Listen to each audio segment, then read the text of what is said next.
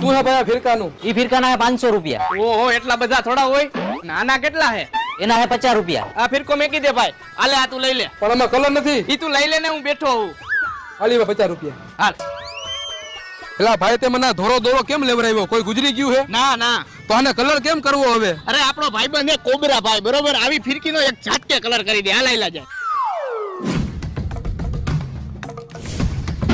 આમ કરેલા શું જોવસ?